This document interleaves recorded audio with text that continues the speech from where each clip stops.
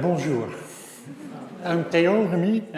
I think Julie already explained who I am.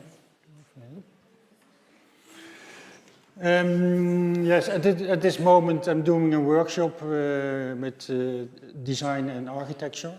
That's why I'm still a little dusty, because we just were pouring concrete. In fact, it's all also typical on how we work. So you could call us dirty designers in a way. Because we like to play with the material, and by playing with materials we come to products and methods to build things. So when I started, and that was in 1991, the 80s, there was an explosion of colors and forms of Memphis. And I did want to make a statement against that in a way. So I did make furniture by using old materials. For example, what you see here is the chest of drawers. That was made of old drawers. I found drawers and just give every drawer in a box and just strap them together. And there's also a kind of metaphor for a system how you can train your memory. Because there's this Greek philosopher who had a system that you could train a memory by placing a memory in a certain place in a house or in a chest in this case. And by giving it a place, you always can recollect it. And that's also how the chest works. By having different drawers, every drawer is different, and so you would put certain things in certain drawers. And so you always know, well, I put that in that drawer.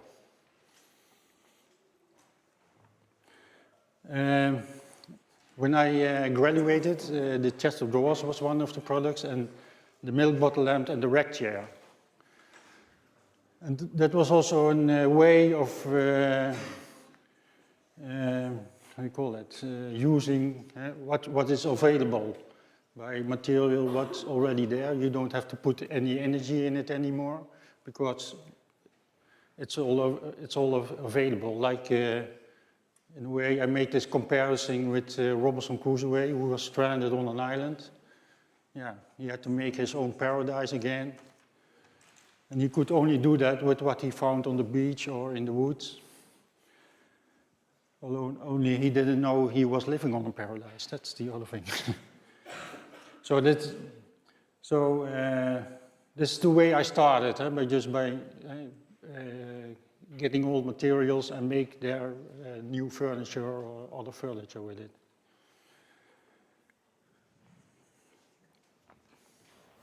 For example, like this one, it is more stacking and kind of improvisation.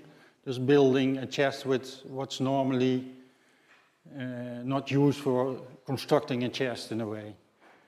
And the nice by this one is that when it's full with things, you don't see anymore what's construction or what is, what's standing in the chest. It's more, it's more playing with the things. And it's, this is called a multi-phase. And the idea behind this was more to look for a system how you can build a product and make every time a different product in a way. So we used old glassware, and by using old glassware you never find the same items again. So when you stack them together, you every time have a different lamp. And in this case, it was a combination of lamp, fruit bowl, and you just put your things in it. So it becomes a format to build things, but give every product an own face in a way. That's also what happens in the rack chair. By using old clothes, you never make the same chair again, because every time you have different clothes.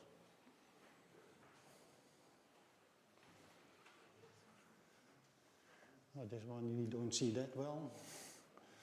There's also an assembly of glassware.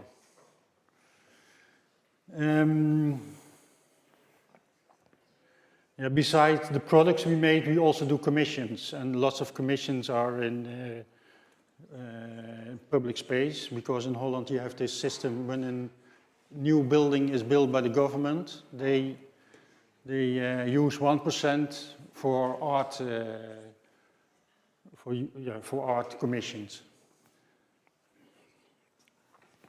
And this was made for Museum Boijmans Beuningen, and they did make a kind of digital depot. What you see on the wall are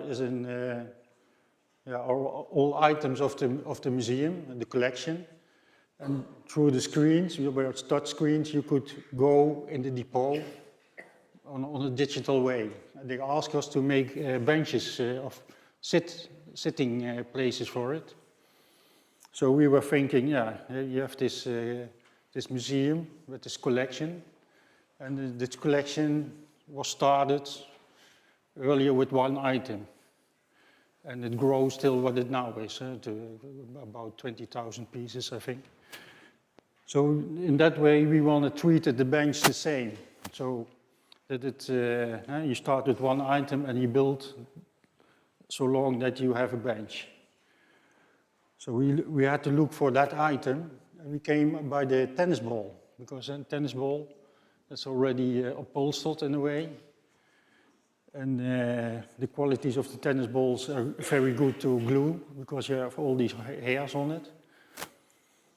So we start gluing tennis balls on each other and make this kind of grow element in comparison, like how the collection of the museum was built. So what we did, we make round circles with tennis balls and glue them together. So each ball has 6 points of glue points, so that it became very strong. But when we made one tube, then it's still flexible. To give it more structure, we make spring steel hoepels, ovals, and we push them in. So this is kind of like a ribs inside. You have these ribs where what the construction of the bench is. If you have any question, just ask.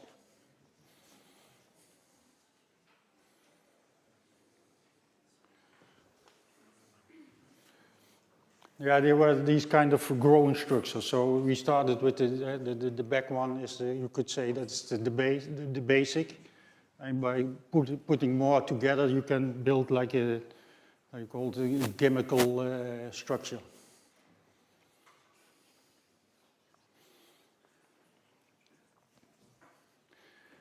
What I already told, we do lots of commissions. So this one was for a centrum of an institute for epileptic people, where they have day treatment.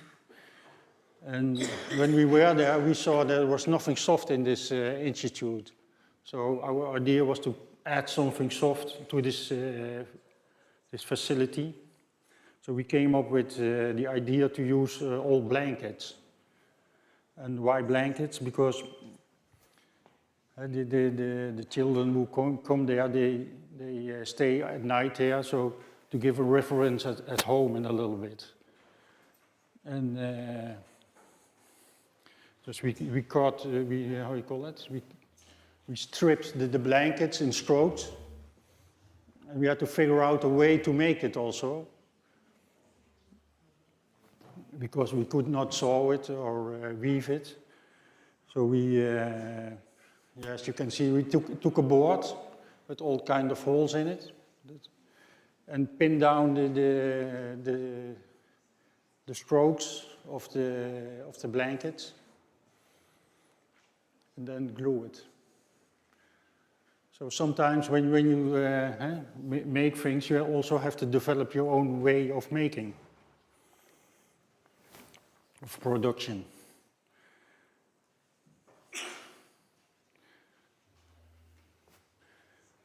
Ja, even kijken. Yeah, this blanket of this carpet is called the accidental carpet, because it's also related on the way we make it. We could make it upside down, so we never know totally how the outcome is of the carpet.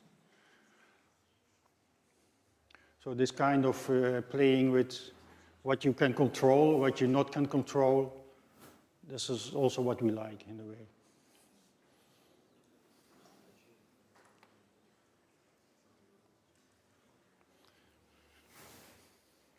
Yeah, first we make blankets and then we developed it further to like make artificial rocks with it. But you could also say this is a brain when you look back at this.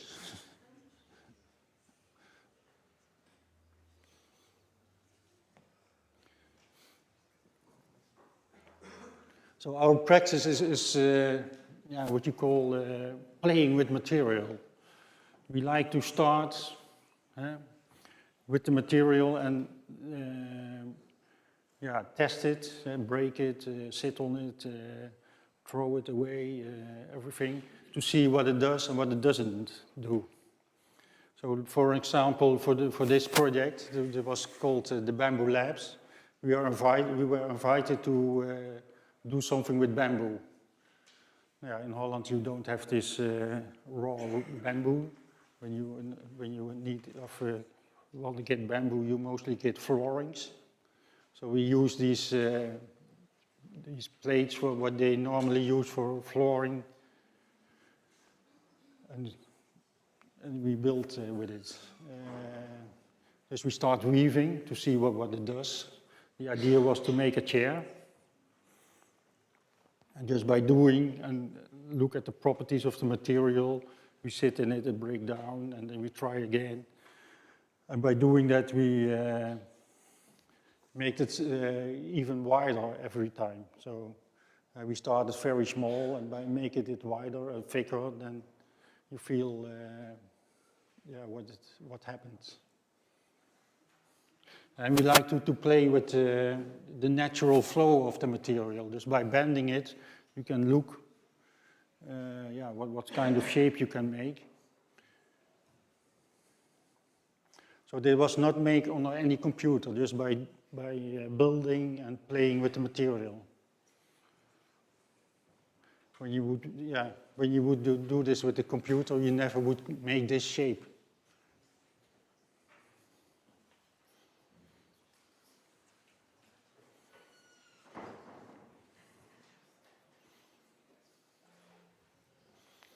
So later, we combined the bamboo with the carpet.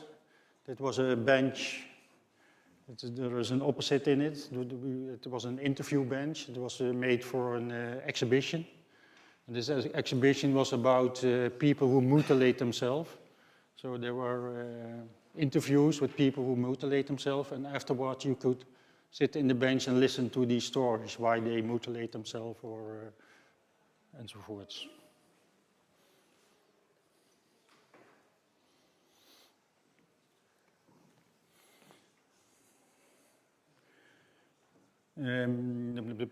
This is another project. This is for an.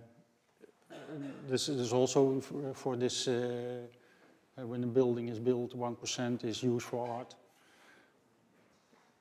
And here was the question to do something with a wall that was going over 3 stories. So we took the wall as a starting point, and we're thinking, well, what can we do with the wall? So first wallpaper, but we don't like to make wallpaper. We want to make something where you can sit on or where you can relate to.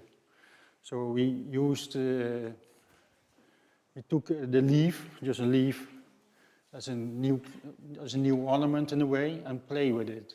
So we took real leaves from the street. It was autumn, so leaves enough, and put them on the scanner and put them in the and play with it so we could make new forms. And the other idea was because we had this one wall we had to do something with, But our idea was, how can we get off the wall? And by using, by infiltrating in the building in a way. We used 3 different places in the building where we could do our thing in a way. So this was a bench, and this bench, we used the leaves of a fig. And by coming out of the bench was already there, so we infiltrated in the bench, cut holes in it. So this carpet bench.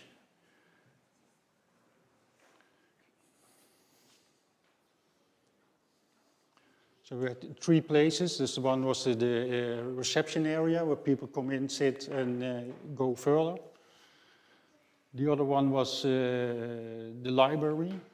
So it's all the play with ornament and construction in a way. So we make a, how we call it? We let water cut this pattern of leaves out of a piece of wood. Flip it out, and then you have a shelf unit. But one shelf unit is not a library. So by repetition, we could make this whole wall.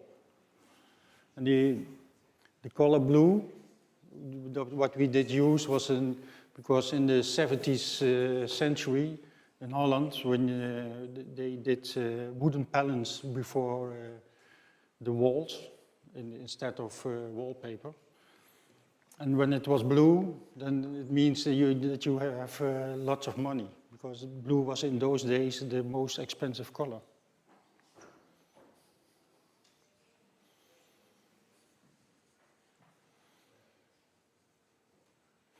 And these were water cut, so it was very detailed in a way. And the third place was in a picnic, we call it a picnic setting, like a pop-up place. It's like, it looks like the shadow of a tree, but then kind of an inverse.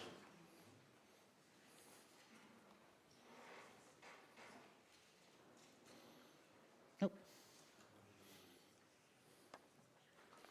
Wait. Okay. Well, that one is double.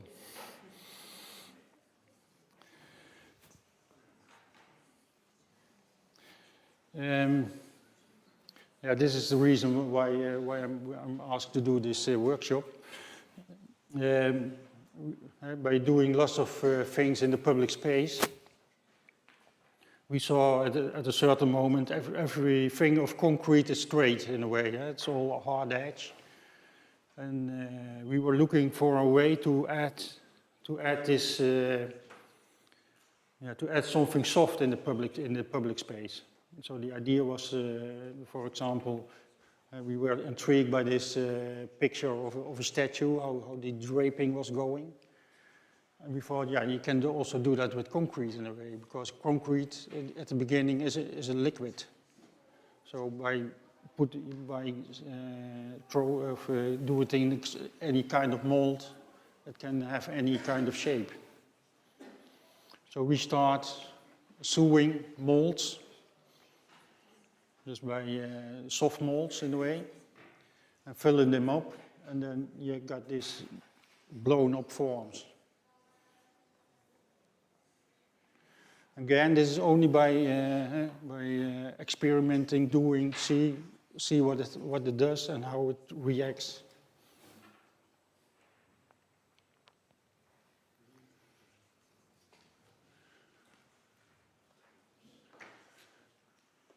The downside of this is always it takes lots of time.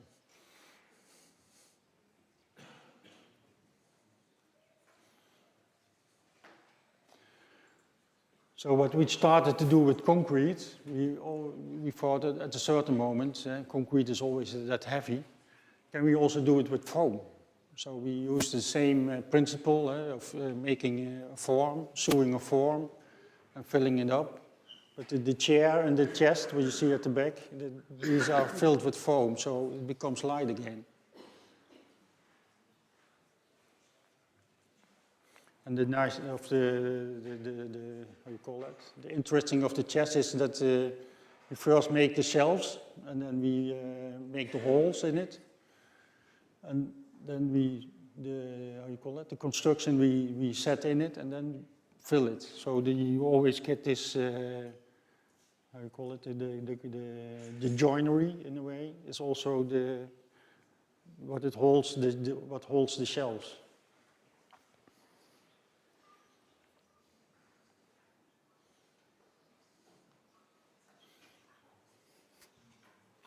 This is another example of what's already there, of what's already available on material or on how you call it, in the surrounding. Because we were asked by a school to make a meeting point on a playground, and during the process we heard that there will be a fence around the playground. Yeah, we were first saying we don't want to have a fence, let's have it open and things like that, but the fence was coming anyway. So the second thought was how can we use the fence or treat the fence in a way that it's more than a fence again.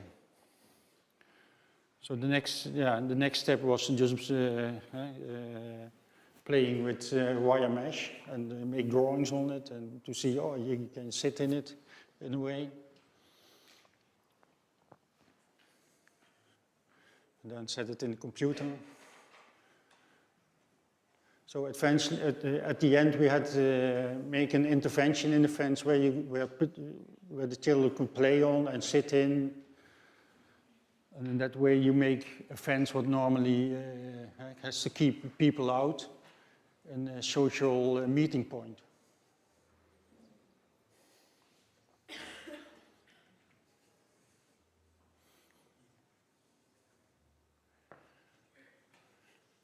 And this fence is also in production now, so we had it set on more locations.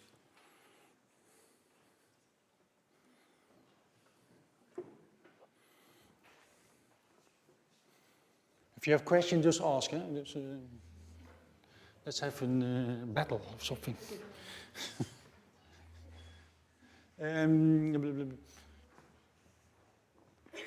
This was also for a school. There was a roof terrace, and we had to make, we did want to make a kind of meeting point on this roof terrace. So we start, playing with how you call it, more an architectural house, and also combining in that house a kind of landscape. So landscape and house would be one structure. And playing with this method of a building was also just, maybe you can see it, oh no, not yet. We make it in a flat way, we just stack wood on each other, and by stacking you can go any direction. So that's why this house is so organic in a way.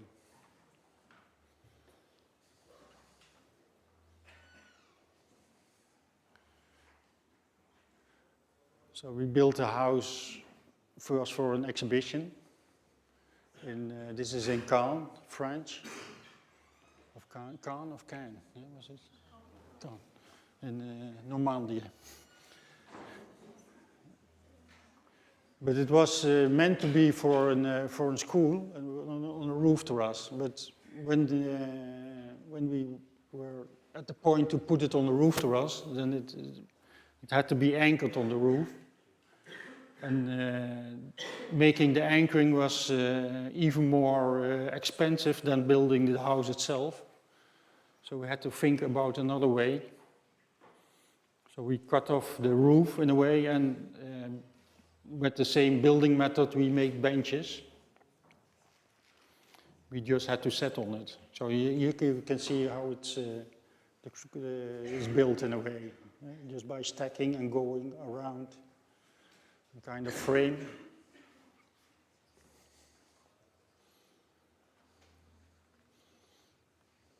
And these were the benches. Yeah, first it's always important that you can see how it's made and the, how you call it, the come out of it. This has a relation with each other. So things are made in the way that it also has a kind of we call that. Yeah, maybe later I know what I want to say.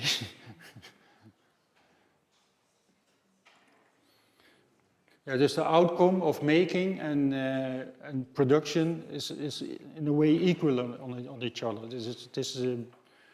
The production also determines how things look like. This is also part of the design itself.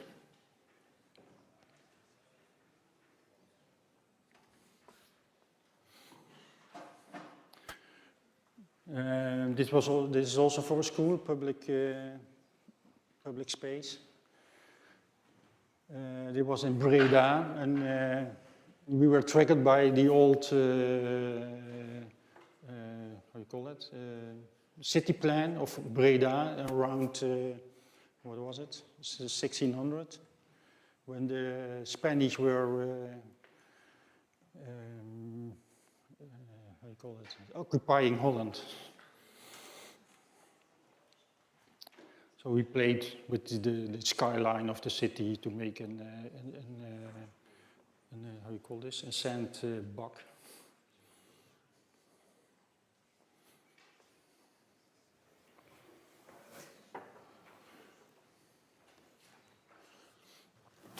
Yeah, the trick on this one was because we built these volumes, and when you build volumes, they are quite light in a way, so they could move around. So we filled it up with gravel, so that it has a good weight, that the wind doesn't blow it away again.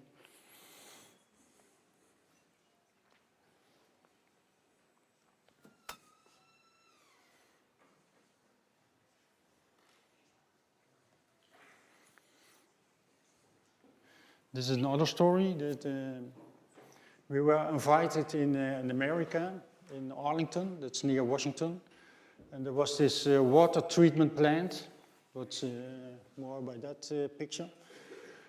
And around the water treatment plant was a fence of about 1 kilometer, and they asked us to do something with the fence, because to give it a nicer view.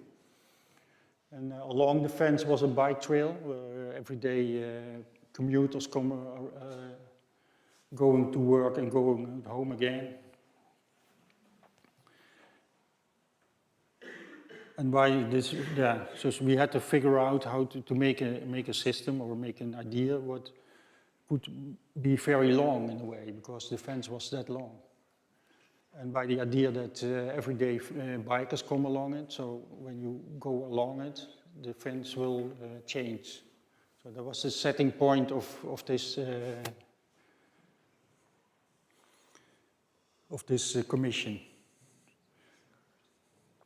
And also we did want to show what is happening behind the fence. So the idea that water is treated, dirty water comes in, clean water comes out. So there would be also some kind of process going along the fence. So that these are still sketches. The idea was to make kind of bacteria on the fence or dots or. And also we like to that the fence itself gets transformed. So the idea that the wobbles comes in the fence.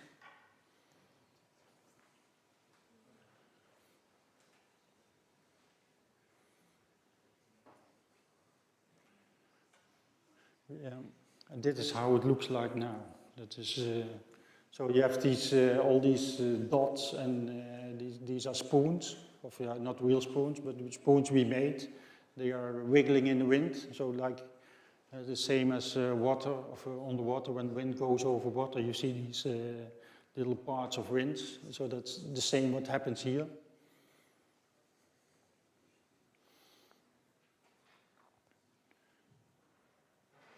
And then you can see here the fence is changing. It goes up and down and has these breaks in it.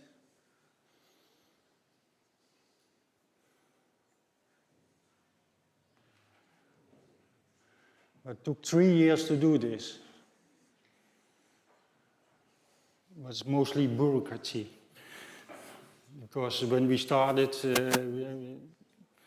the first year we already had it, but to get the machine in motion, it was very difficult to do. So we took, well, you can see here, all things related on the how you call it, the water treatment plant, hand wheels.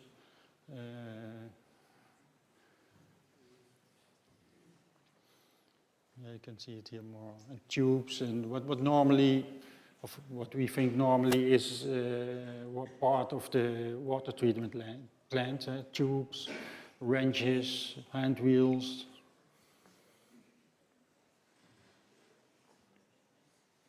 And played with it to make kind of pattern.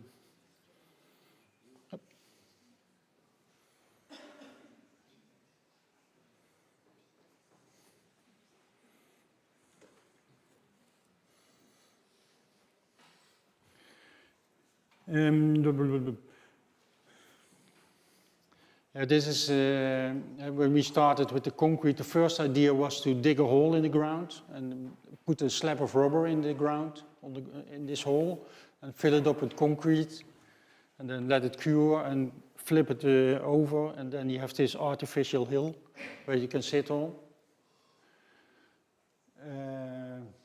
But we did propose that to certain for commissions, but we never were able to do that. Until this commission, we could develop this idea. This is also for a school, and the idea was to make a kind of island, an artificial island, with a palm tree on it, for the children to play on, to sit on. But the school also asked us to let the children be involved in it. So we came up with the idea to let the children make drawings about what their fantasy is about their how you call it, their perfect island. And we used, how you call it, we want to make that pattern, and then a pattern of these drawings on the skin of the island. So we let them draw the drawings, and we milled it out in a rubber sheet about 1.5 centimeter, 15 millimeters. It was a very dirty job.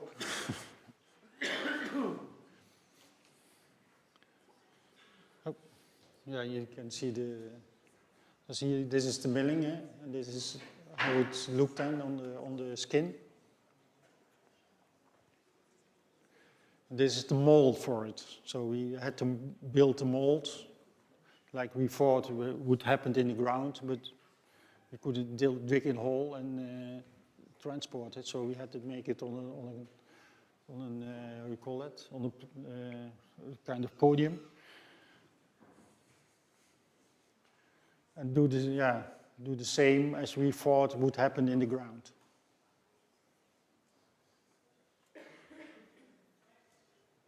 Let's fill it up with sand, because here, when it's filled up with concrete, that it will, you need counter pressure.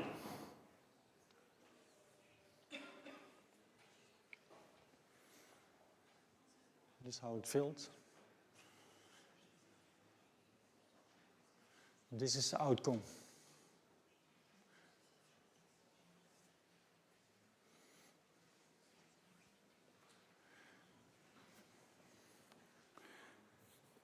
Yeah, it was a very nice process, this. We did it all ourselves, built the mold and also cast it.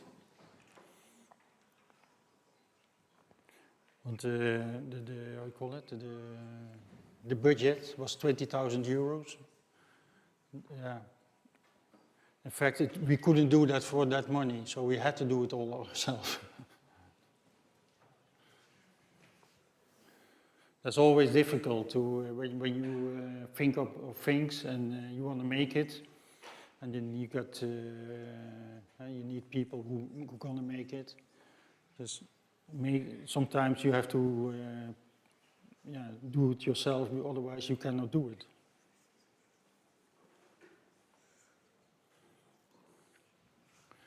And this is an overview of an exhibition we did in Cap in Burgos, Spain. This was the first time we had all our products in one space in a way. And they asked us to make our exhibition, and they had some kind of money, and we liked the idea to make a book from out that. So we were thinking, how to make a scenery in this exhibition. What doesn't cost that much money? So we came up with the plastic plastic cup. This one plastic cup is 1 cent. And we needed about 12,000 cups. So it was about 120 euros. We had the scenery for this exhibition. It's the most cheap exhibition in a way. And we liked the idea that it, like the carpet, has this irregular form. So we make this kind of island of cups where the things were standing on. And we mixed up the public space things. They were only in models. They were very small. And the big furniture, what was one-to-one in a way. So yeah, to mix the whole world in one place in a way, what we do.